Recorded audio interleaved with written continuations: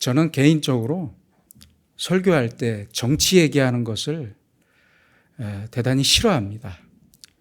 그리고 목사로서 설교 시간에 정치 얘기하는 것은 바람직하지 않은 것이라고 그렇게 생각합니다. 하지만 오늘은 짧게라도 한마디 해야겠습니다. 지난 24일 목요일 오후 1시에 일본은 후쿠시마 방사능 오염수의 방류를 시작했습니다. 보시는 영상은 독일의 칼 해양연구소의 오염수 방류 시뮬레이션 영상입니다. 그런데요, 더 이해가 가지 않는 것은 우리나라 정부입니다.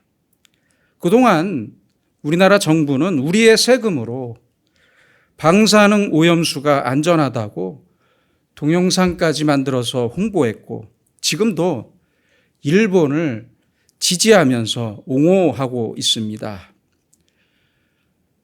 제가 요새는 한국에 살고 있는지 일본에 살고 있는지 모를 정도로 너무 비참한 마음입니다.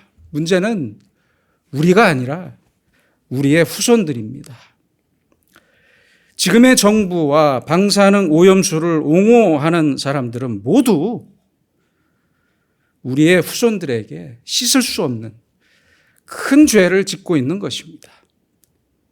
독립운동가였던 신채호 선생의 말씀이 생각납니다. 역사를 잊은 민족에게 미래는 없다. 우리의 미래인 후손들에게 이 멈추지 않는 방사능의 고통을 안겨준 것 같아서 기성세대의 한 사람으로서 너무 죄송한 마음뿐입니다. 지금이라도 멈춰야 합니다. 일본과 어리석은 한국 정부와 정치인들 때문에 끝나지 않는 고통이 시작되고야 말았습니다. 우리는 울면서 태어났고 우는 소리를 들으면서 세상을 떠납니다. 또한 살아가면서 수많은 걱정과 고통과 고난의 시간을 보내며 살아갑니다. 인생에서 고난과 고통의 시간을 만날 때마다 우리는 괴로울 수밖에 없습니다. 이러한 인생의 고난은 특정한 개인이 아니라 인간이라면 누구에게든지 걸쳐 있는 보편적인 것입니다. 겉으로 보기에는 아주 행복해 보이는 사람이더라도 고난 앞에서는, 그리고 고통 앞에서는 예외가 있을 수 없습니다. 인간이라면 누구나 고난과 그로 인한 고통과 괴로움을 절대 피할 수 없습니다. 결국 고난은 우리가 피하거나 모면하거나 벗어날 수 없는, 항상 우리와 실존하는 현실입니다. 그렇다면 이제 우리는 아주 깊이 생각해야 합니다.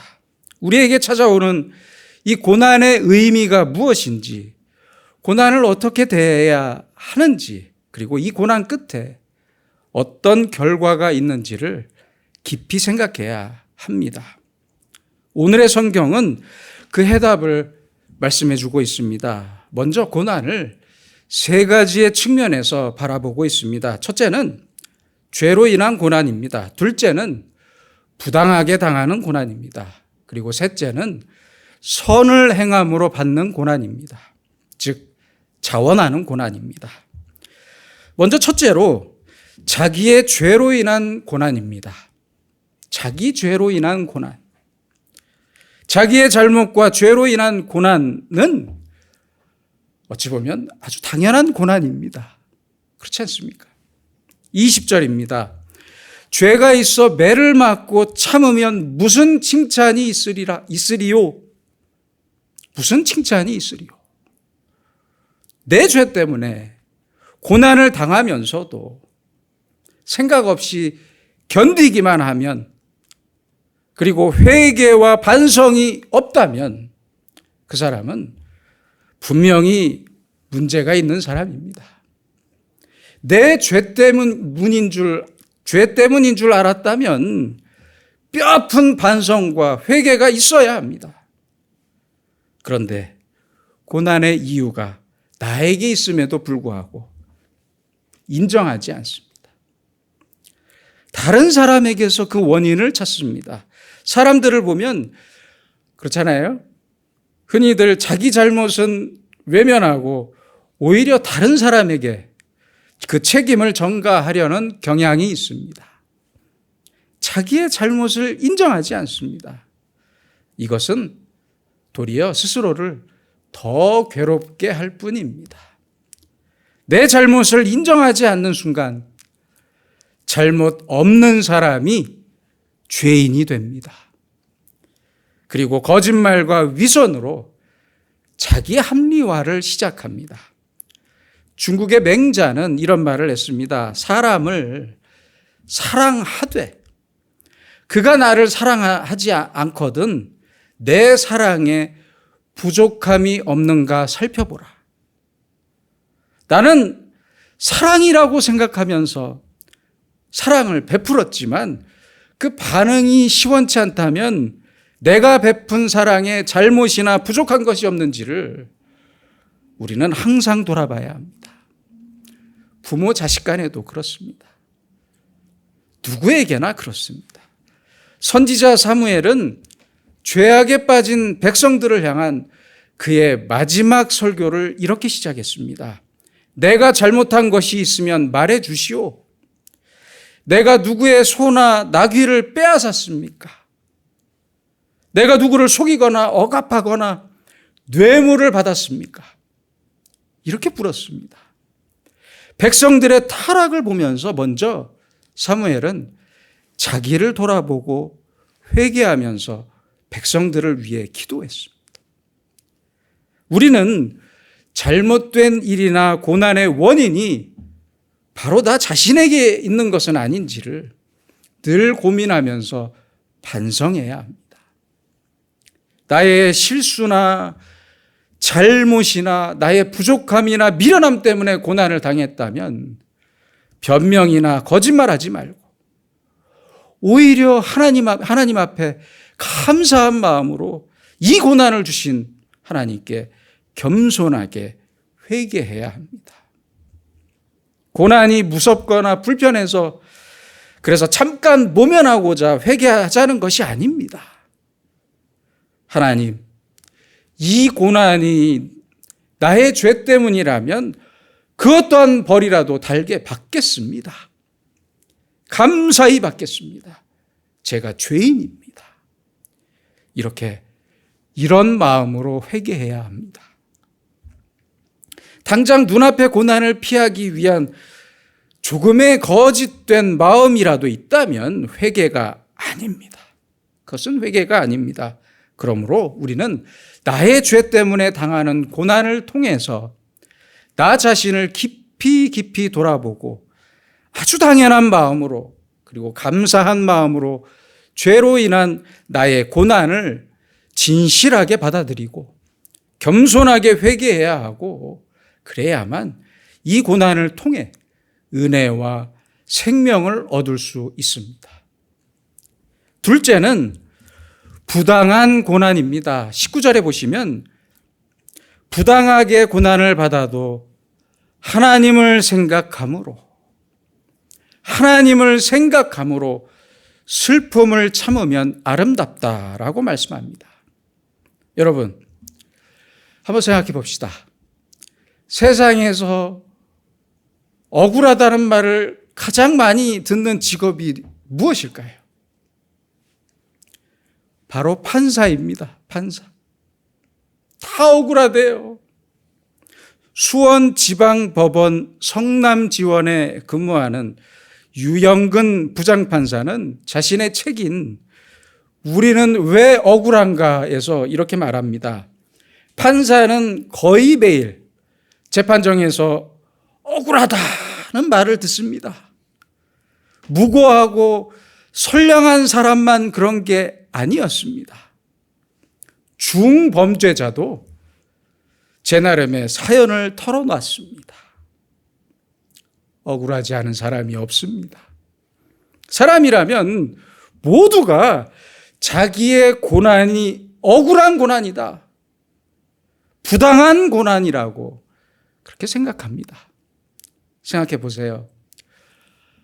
옆집에 불이 났는데 그 불이 우리 집에도 번지거나 나는 안전하게 조심조심 운전했는데 갑자기 중앙선을 침범한 차가 내 차를 들이받았어요. 얼마나 억울하겠습니까? 개인적으로, 사회적으로 이러한 일들이 많습니다. 국가적으로도 억울하고 부당하고 모순된 고난이 얼마나 많았습니까? 일제강점기를 생각해 보세요. 6.25를 생각해 보세요. 4.19 혁명이나 5.18 민주화 운동을 생각해 보세요. 얼마나 억울한 죽음이 많았습니까? 우리는 이 세상에 사는 동안 억울하고 부당하고 모순된 고난을 당할 때가 분명히 있습니다. 왜 없겠습니까? 그럴 때 사람들은 관용어처럼 이런 말을 합니다. 신은 살아 있습니까? 대체 하나님은 어디 있는 것입니까? 이런 말을 해요. 신이 있다면 왜 우리에게, 그리고 나에게 이런 일이 있어야 합니까? 이렇게 말합니다. 불교에서는요, 이것을 업보라고 합니다. 하지만 이것은 부당한 고난에 대한 그리스도인의 바른 자세가 아닙니다. 부당하게 고난을 받아도 하나님을 생각함으로 슬픔을 참으면 아름답다. 부당한 고난이거나 아무리 모순된 고난이라도 우리는 반드시 하나님을 먼저 생각해야 합니다. 내 입장에서는 도무지 이해가 되지 않지만 하나님에게는 분명히 이 고난의 이유가 있다고 믿는 믿음이 있어야 합니다.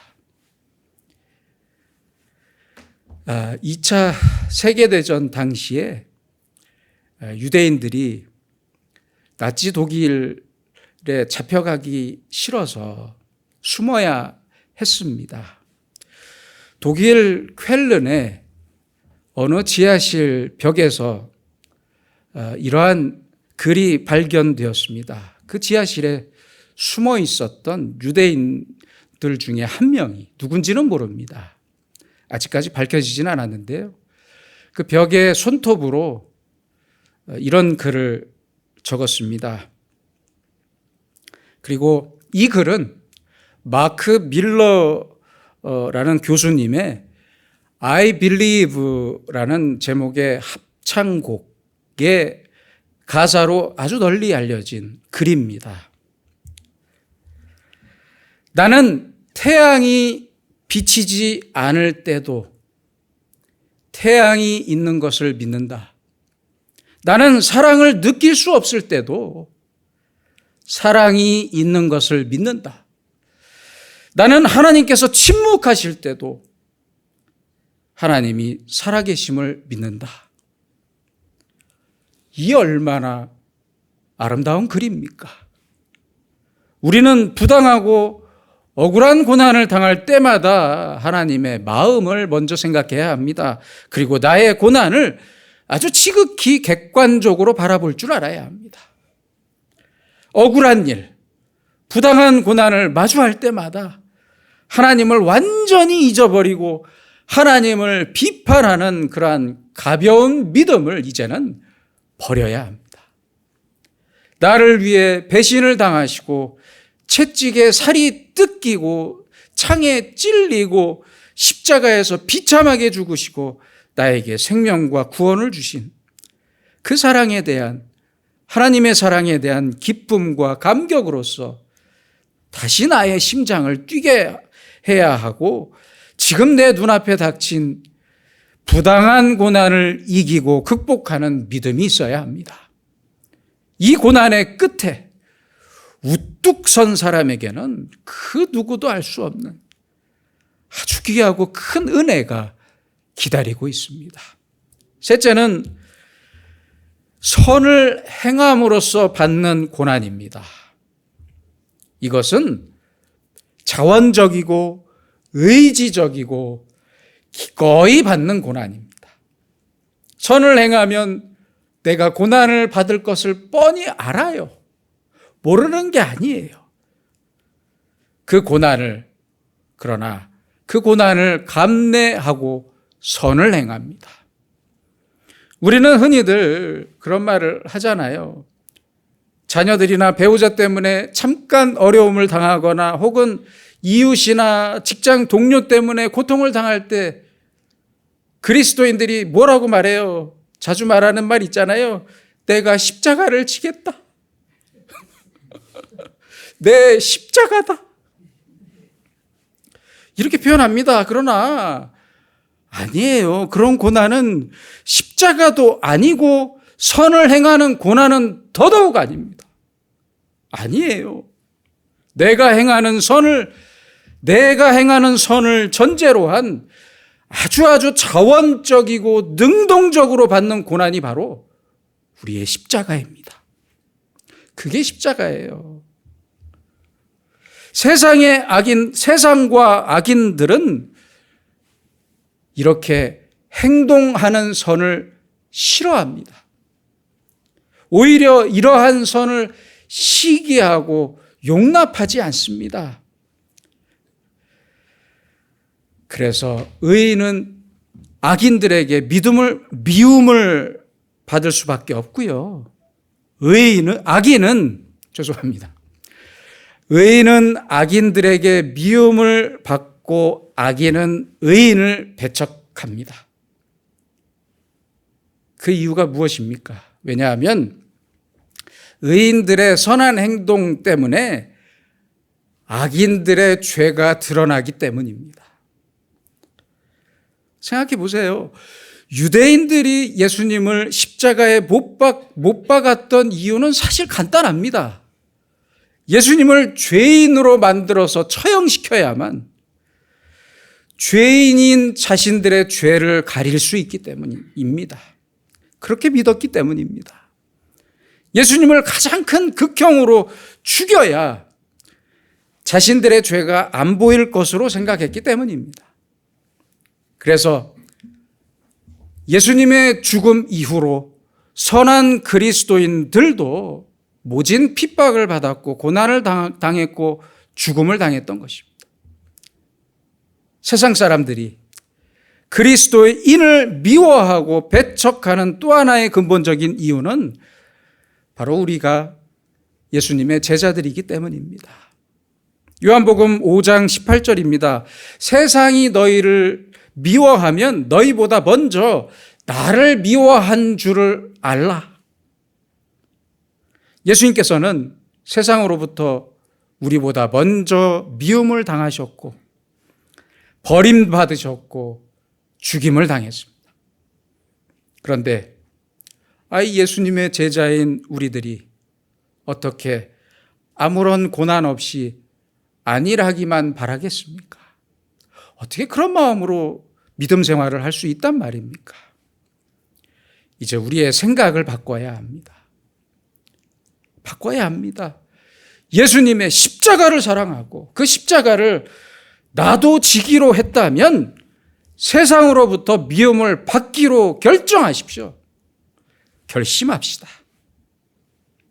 예수님께서 죽기까지 우리를 사랑하셨고 하나님이 세상을 이토록 사랑하셨다면 지금 당장 세상이 나에게 큰 고난을 준다 하더라도 세상을 이토록 사랑하신 예수님처럼 우리도 세상의 사람들을 사랑해야 합니다. 일평생 예수님의 복음을 전했던 사도 바울도 그 교인들에게 비난을 당했어요. 그리고 결국은 참수를 당했고 순교당했습니다. 그런데 왜 지금의 그리스도인들은 선한 행동과 그로 인한 고난을 감내하지 못하고 뒤로 한 채 아이, 왜 세상의 돈과 세상의 명예와 세상의 복과 영광만 쫓아다니는 것입니까? 부끄럽습니다. 왜 이토록 싸구려 복만 원하는 것입니까? 이제 다시 원점으로 돌아가야 합니다. 이 세 번째 고난은 먼저 각오하는 고난입니다. 어쩔 수 없이 당하는 고난이 아닙니다. 다가올 고난을 내가 분명히 보고 알고 나서 선을 추구하는 지극히 행동적이고 능동적인 고난입니다. 피할 수 없어서 당하는 것이 아니라 피하지 않고 당하는 고난입니다. 예수님도 십자가를 피할 수 있었습니다. 얼마든지 십자가를 피할 수 있었습니다. 그러나 결코 피하지 않으셨습니다. 23절입니다. 욕을 받으시되 대신 욕하지 아니하시고 고난을 받으시되 위협하지 아니하시고 빌라도 앞에서 조금의 변명이라도 하셨어도 십자가를 쉽게 피할 수 있었습니다. 그러나 예수님은 아무 말씀 없이 십자가를 지셨습니다. 선택하셨습니다. 약하거나 능력이 없어서 채찍을 맞으신 게 아닙니다. 다만 우리를 향하신 그 사랑 때문에 맞으셨고 그 사랑 때문에 죽으셨습니다. 이것이 바로 예수님의 고난입니다. 아름다운 고난입니다. 사랑하는 고난입니다. 선을 행하는 고난입니다. 그리고 묵묵히 이 고난의 길을 우리도 따라가야 할 것입니다. 왜냐하면 우리는 모두 예수님의 제자이기 때문입니다. 바로 이 길 끝에 하나님의 영광이 있고 나뿐만 아니라 세상 모두의 구체적인 그리고 전체적인 구원이 있습니다.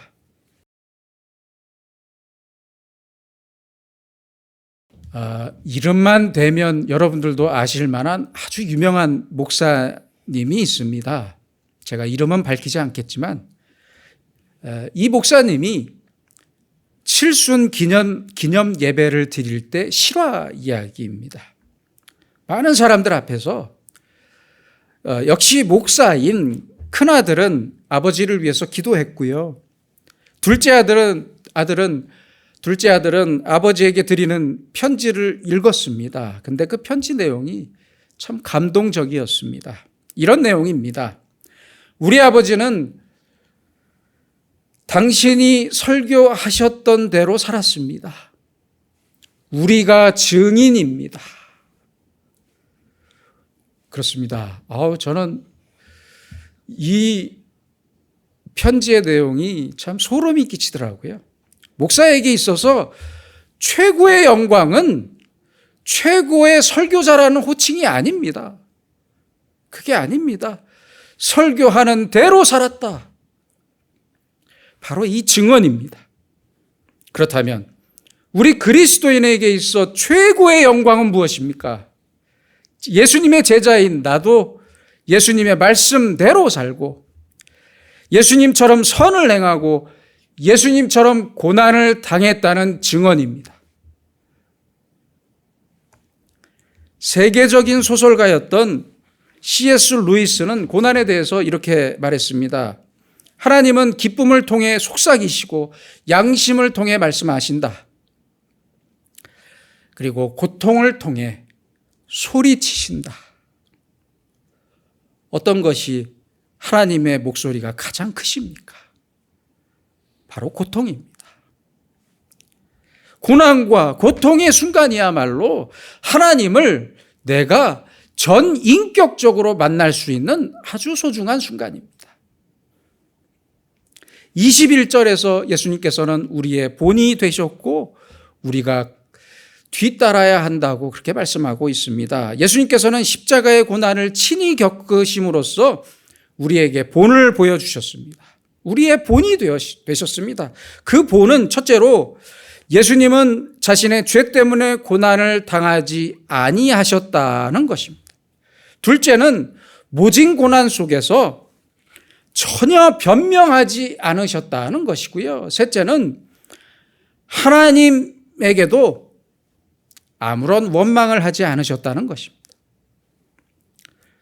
예수님께서는 모욕을 당하실 때 우리를 생각하셨고, 채찍에 찢기실 때도 우리를 기억하셨고, 십자가에서 죽으실 때 우리를 향한 사랑을 끝까지 놓지 않으셨습니다. 우리는 바로 이 예수님의 십자가의 고난을 본받아야 합니다. 예수님의 본을 따라가면서 당하는 고난이라면 기꺼이 당해야 합니다. 당합시다. 그 고난 끝에 참된 축복과 큰 영광이 기다리고 있는 것입니다. 고난을 당한 그리스도인은 크게 두 가지의 사람으로 결정된다고 생각됩니다. 고난으로 신앙을 떠나는 사람과, 그렇죠? 고난 때문에 신앙을 버린 사람, 그리고 고난으로 하나님을 다시 만나는 사람입니다.